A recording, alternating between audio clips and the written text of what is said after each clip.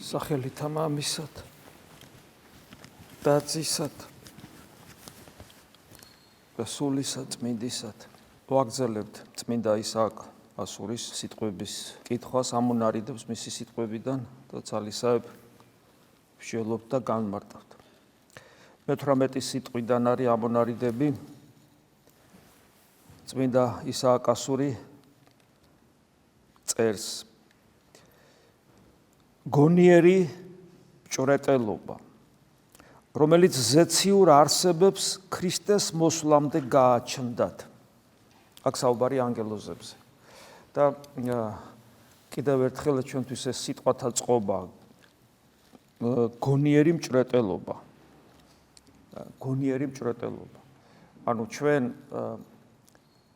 ამ კუთხით ანგელოზებს გავართ. ეს არის ჩვენი უმთავრესი ღირსებაა ეს. გონიერი მჭრეტელობა. ეს არის მხოლოდ და მხოლოდ იმის უნარი, ვინც რაღაცნაირად ღმერთს გავს. იმის უნარი, ვისაც ღმერთთან კომუნიკაციის უნარი აქვს.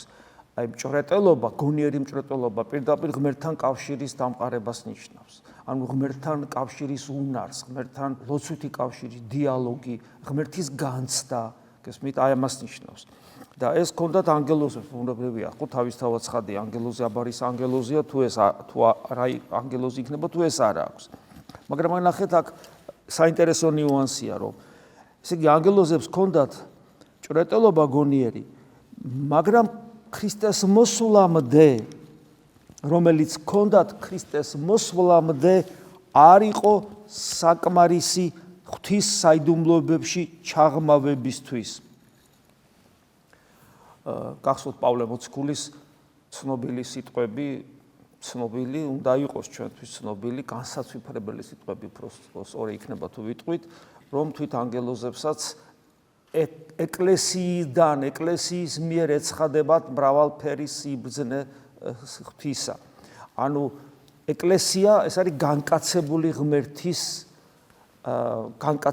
ღმერთის მისტიკური საიდუმლო სხეული. ანუ ღმერთი რო არ განკაცებულიყო ეკლესია, რასაც ახალი აღთქმის ეკლესია ქვია, ეკლესია როგორც საკრებულო მანამდეც არსებობდა, იგივე ძველი აღთქმის ეკლესია.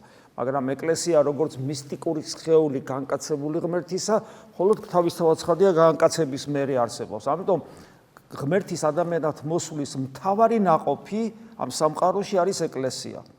გესმით, ეს ძალიან კარგად უნდა გქონდეს ეს გაცნობიერებული, იმიტომ რომ ამის გარეშე ჩვენ ვერ ვიქნებით მართლმადიდებლები. ეს არის მართლმადიდებლობა.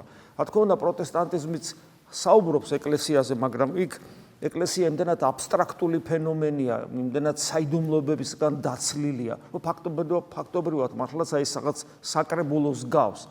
მღვდლობის ინსტიტუტი არ არსებობს, ნომინალურად არსებობს, როგორც საიდუმლოება არ არსებობს. ხო, გესმით, აი ეს ძალიან მნიშვნელოვანია, რომ დესაკრალიზაცია მოხდა პროტესტანტიზმში, დესაკრალიზაცია მოხდა, განსაკუთრებით ნიუ პროტესტანტიზმში დესაკრალიზაცია მოხდა ქრისტეს მორწმუნე ერის, იმიტომ რომ ქრისტეს მორწმუნე ერი უბრალოდ იმ ადამიანთა თავყრილობა კი არ არის, მოდი ჩვენ გვწამს ქრისტესი, ჩვენ გვწამს განკაცებული ღმერთის და ჩვენ ავართ, ესე იგი ეკლესია. ასე არ ხდება, საიდუმლოების მიერ ხდება ქრისტესთან კავშირი, ნათლობა და ასე შემდეგ, ხო, სინანული ნათლობა, მირონცხება და მზიარება.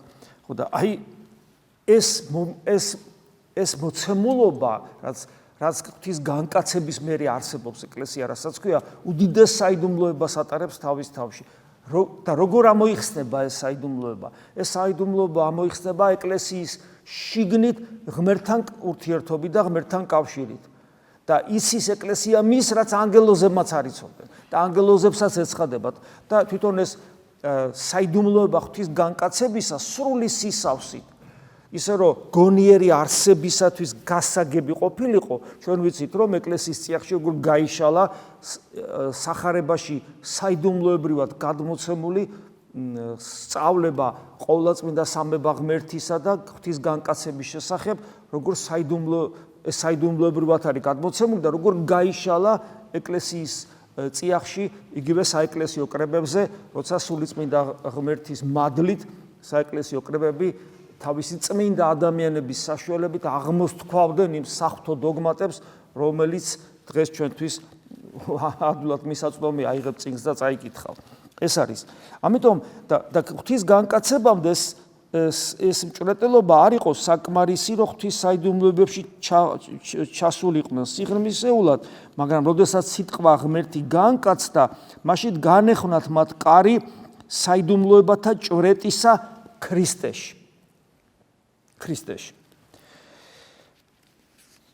ღვთის საიდუმლოებანი ზეციურ არსებებს. ეხლა აქ არის საინტერესო ღვთისმეტყველება, რომელზეც ჯერ კიდე დიონისი აროპაგელი წერდა, ეს ძალიან საინტერესოა და იმ სწავლების ნიშნებია აქ კარგად ნახავთ. ეხლა რასაც წავიკითხავ, ღვთის საიდუმლოებანი ზეციურ არსებებს ერთმანეთის მიერ იერარქიულად მაღლა მდგომიდან დაბლისკენ გადაეცემათ.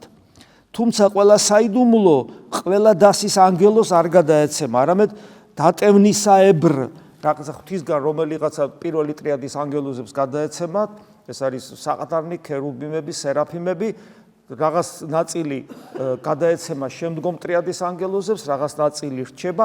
აქ რაზეა საუბარი? ეს არის ყოფიერების საიდუმლოება. ეს გესმით, ეს ამის სიტყვიერად ესე გამოთქმა არის შეუძლებელი. ეს არის ყოფიერების, ეს არის სიცოცხლის, ეს არის სიყვარულის, ეს არის ბედნიერების, ეს არის მადლით ღმერთთან მყოფობის საიდუმლოება, რომელიც დატევნის შესაბამისად, რისი დატევნაც შეუძლია იმის შესაბამისად გადაეცემოდათ შემდეგი ტრიადის ანგელოზებს და ასე შემდეგ. ამაზე აქვს საუბარი. ანუ იერარქიულობის შესაბამისად. თუმცა, ესე იგი, ყველა საიდუმლო, ყველა დასის ანგელოს არ გადაეცემა, არამედ დატევნისაებ, ასევე ზოგიერთი საიდუმლო ცოდნა წმინდა ადამიანის გონებამდეც აღწევს და ჩვენ ვიცით, რომ აი ძველი აღთქმის წმინდანებს ეძლეოდათ ეს ცოდნა, მაგრამ ეს ცოდნა ადვილი გასაგები არ იყო. აი ძველი აღთქმის წინასწარმეტყველებს რო კითხულობთ, ესე მარტივი გასაგები არ არის, მრავალი რამ ღვთის განკაცების მერე იქნა გაგებული, ხო, როცა აი თქვა ისაია წინასწარმეტყველი ამბობს ბევრ ამას საინტერესოს, ხო, ძალიან მნიშვნელოვანს, იგივე დავით მეფსალმონე, სანამ ღმერთი განკაცდებოდა, მანამდე ამის გაგება იყო შეუძლებელი. უბრალოდ ვერ გაიგებდი. ასევე მრავალი რამ იქნება ისეთი, იგივე აპოკალიფსში, რომელიც რომ მოხდება მერე გაიგებს ადამიანი, იმიტომ რომ ადამიანს არ შეუძლია ამის ესე მარტივად გაგება.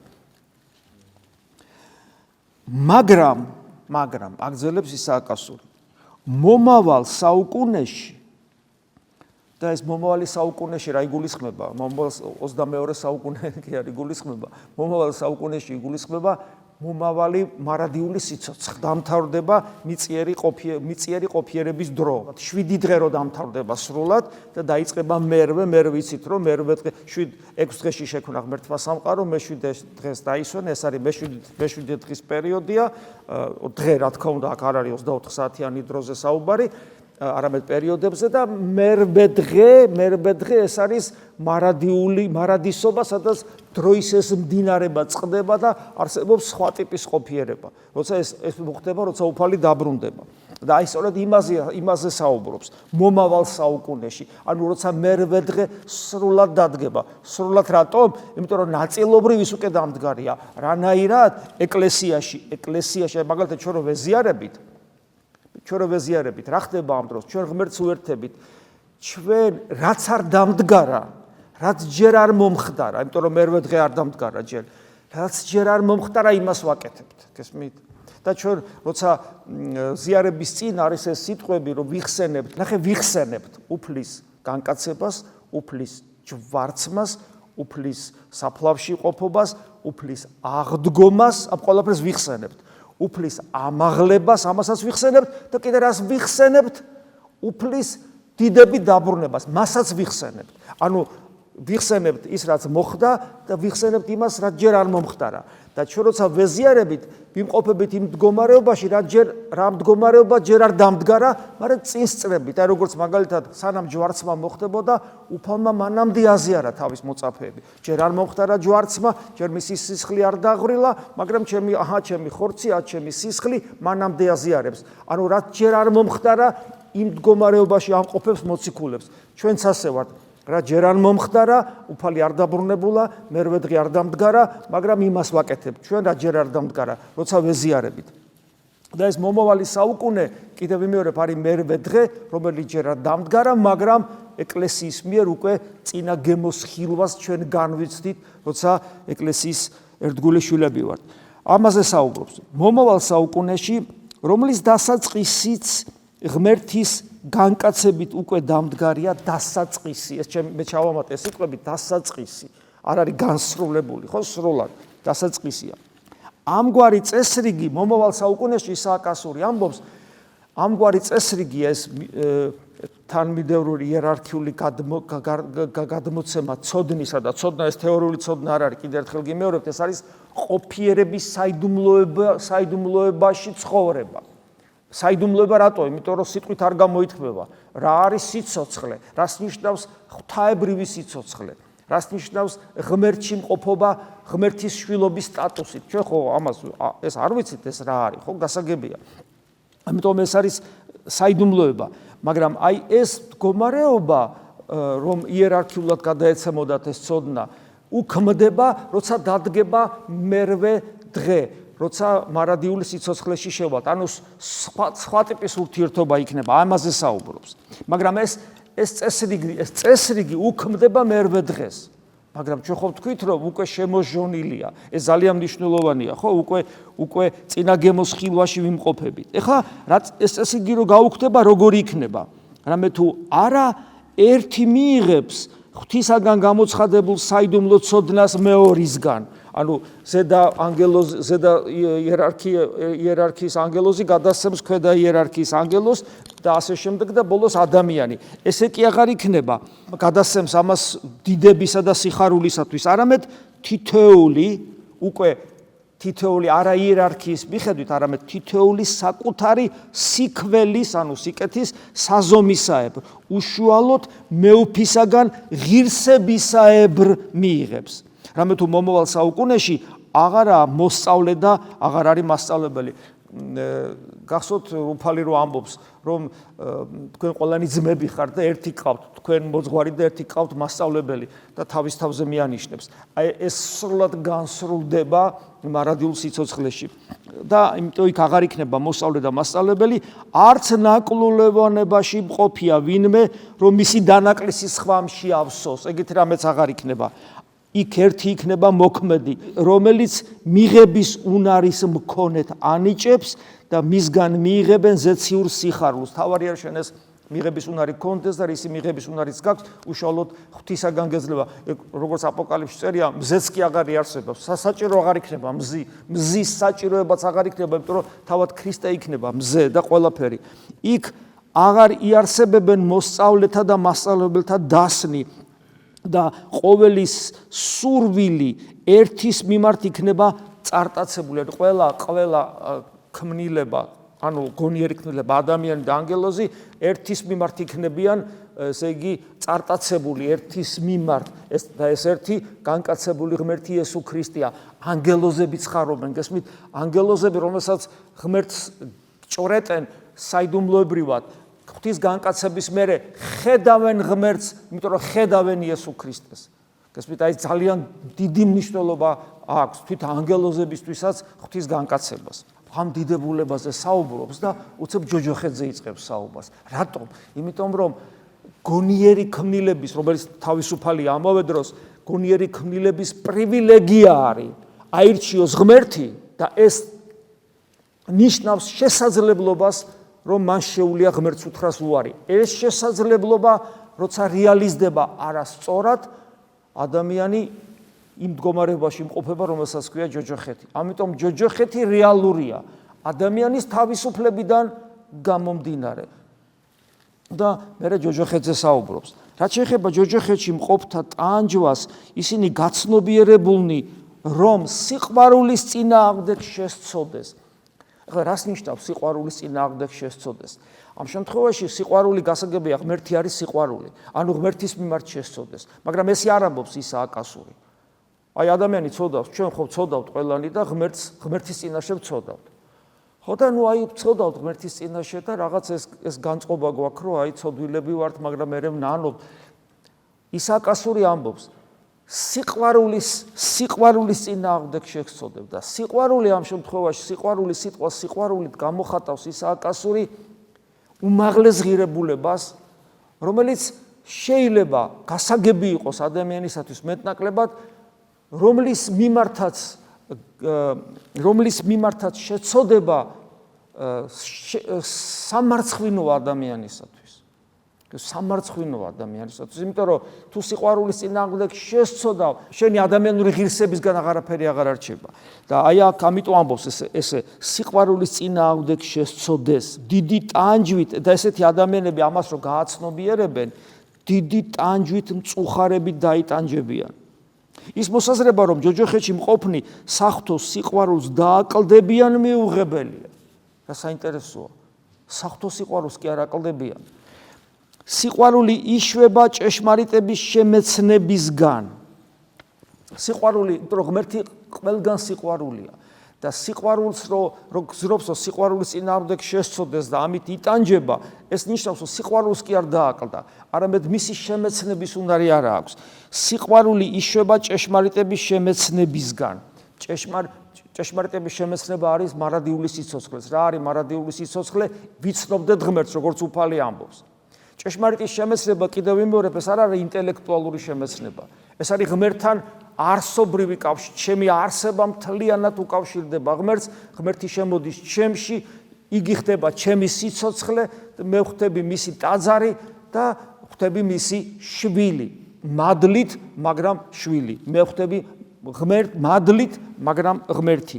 და აი სიყვარული იშვება ჭეშმარიტების შემეცნებისგან, ეს არის შემეცნება, რაც გითხარით, რისი შესაძლებლობაც ყველას ეძლევა, აბსოლუტურად ყველას, ადამიანი ამიტომ იბადება, მაგრამ სიყვარულის მოქმედება არის ორგვარი, ისააკასური ამბობს. იგი მტანჯველია ცოდვილთათვის, ანუ ვინც ჭეშმარიტებას უარყოფს, ხოლო ღვთის შვილთათვის სიხარულით დამაწყულებელია, ანუ ვის დარწყულდება სიხარულით, ვინც ამ ღმერთს როგორც სიყვარულს იღებს. ეხლა თქვათ, ეს შეიძლება ამის გაგება შეიძლება ადამიანს გაუჭირდეს, ეხლა ეს რას ნიშნავს, კაცო, სიყვარული მტანჯველია.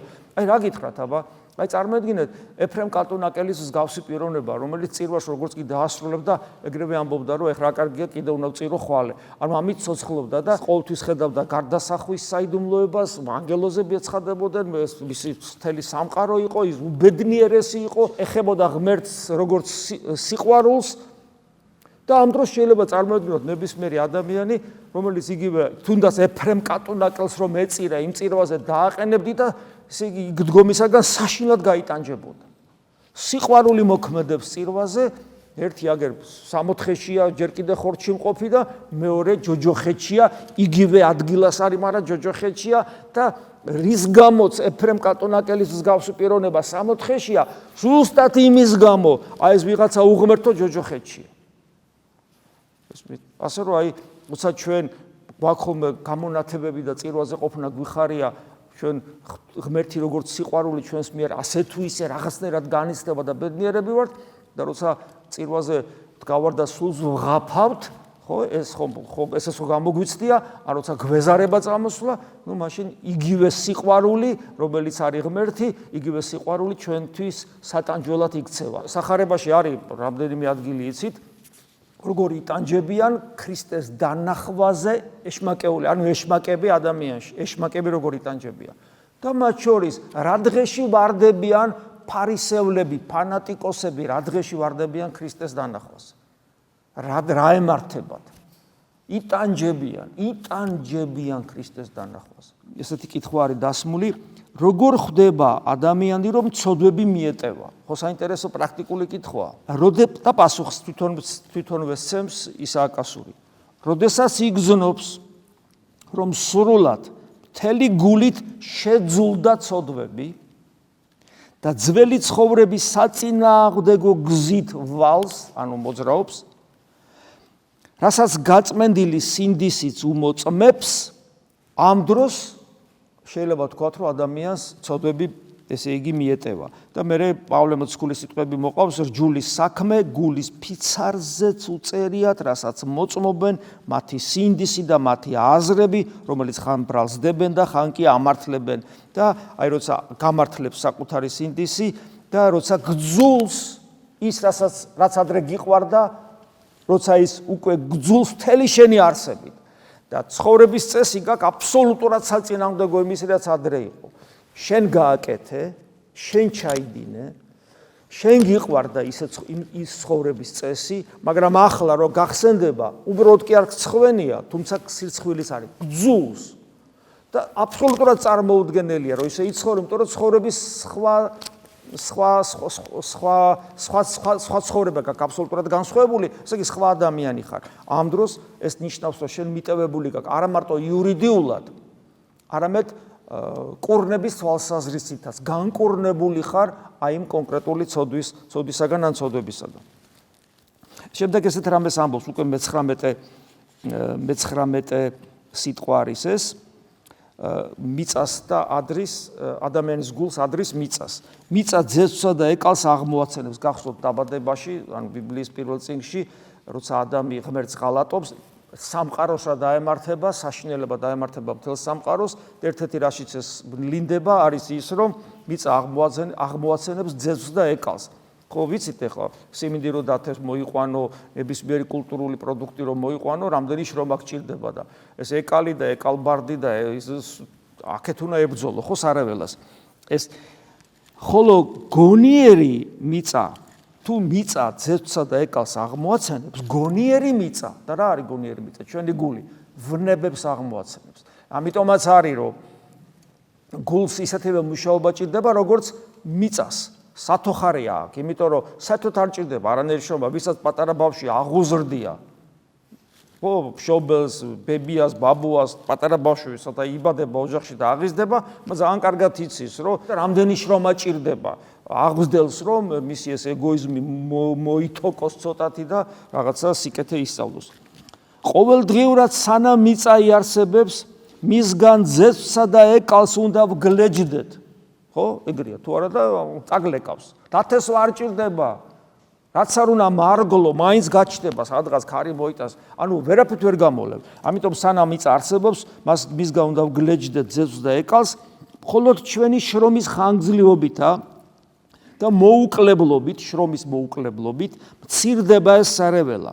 რამე თუ სრულად არ აღმოიფხრება იგი და არ განიწმინდება მისგან მიწა და თუ ეს ასია, მცირეოდენი სიზარმაცის და უდარდელობის შედეგად თუ მრავლდება მიწის დამფარავი ძეცვი და ეკალი, რომელიც შენს დათესილს და შენ მიერ გაწეულ შრომას არარად აქცევს, მაშინ აუცილებლად ყოველდღიურად უნდა გაწმინდო ქვეყანა, რამე თუ გაწმენდის შეჩერება სარეველას განამრავლებს. აი ზუსტად იგივეა სულიერ ცხოვრებაში, ამას იმიტომ ლაპარაკობს. ზუსტად იგივეა. ანუ როგორია? ის რომ მუდმივად მუშაობა საკუთარ თავზე, როგორც კი შეაჩერებ საკუთარ თავზე მუშაობას, როგორც კი შეაჩერებ განჟის უნარს, ყურადღებას გულზე, ღვაწლს, მარხვას, ლოცვას, კითხვას, ტაძარში მოსვლას, საკუთარი თავის კონტროლს მოყვასთან ურთიერთობაში, გესმით, როგორც კი შეაჩერებ ლოცვის სწავლას და ასე შემდეგ, იმ წამსვე ის რაც ამდენი წელი იშრომე და აკეთე, იმ წამსვე ისევ აღმოცენდება. და ისინი ვინც სულ მოკლენი არიან სულიერ ცხოვრებაში, ისინი ვინც იმათ ვისაც არ ყოფნის თანმიმდევრობა, მიზანსწრაფულობა, დისციპლინა, შრომისა და ბრძოლის უნარი, გესმით, ანუ სულ მოკლეობა იპყრობს ადამიანს, ხო? ისინი ვინც სულ მოკლელი არიან, როგორც წესი სულიერ ცხოვრებას ვერ ახერხებენ, იმიტომ რომ 1 წელი გაძლებს, 2, 10, 20 წელი გაძლებს. მეტი გაძლებს, 30 წელი გაძლებს. და მე ეშმაკი დასცემს, იმიტომ რომ ვეღარ გაუძლო. და როგორ აბა მთელი ცხოვრება დიახ, უკანასკნელ ამოსუნთქვამდე. ქრისტიანი იბრძვის უკანასკნელ ამოსუნთქვამდე. გესმით? აი ამით განსხვავდება ნამდვილი ქრისტიანი ნებისმიერი სხვა ადამიანისაგან, რომ ქრისტიანი არის არსება, რომელიც ბრძოლას არასოდეს წყვეტს, არასოდეს სანამ ღვთისწყალობითა და მადლით სასუფეველს არ დაემკვიდრებს. ამიტომ თუ ასე არ ვიქნებით, აი გეუბნებით რა, 10, 15, 20, 25, 30 წელი იქნებით ეკლესიაში და ბოლოს ღმერთს დაკარგავთ სიბერეში, იმიტომ რომ ბოლომდე ვერ მიიტანეთ თქვენი საბრძოლველი. ასე რომ ვიყოთ თანმიმდევრულები ბრძოლაში და ჩვენი მოუკლებელი ბრძოლით მივაღწევთ იმ მდგომარეობას, რომ ერთხელაც ჩვენს როგორც გონიერი და თავისუფალი არსებანი ჩვენც დავიწყეთ მჭრეტელობას, ანუ დავინახავთ იმას, ვინც შეგვქმნა, ვისაც ვუყვარვართ და ვისთანაც მარადისობაში უნდა გადავინაცვლოთ. ანუ ღმერთს დავინახავთ ჩვენი გულით და ჩვენს რწმენას ჭეშმარიტად ფრთები შეესხმება. ჭეშმარიტად გავამართლებთ იმ სახელს, რასაც ქვია სახელი, დიდი სახელი ქრისტიანისა. ამინ. მადლი უფლისა ჩვენისა იესო ქრისტესი და სიყვარული ღვთისა და მამისა და ზიარება სულისა წმინდისა იყოს თქვენ ყოველთა თანა. ამინ.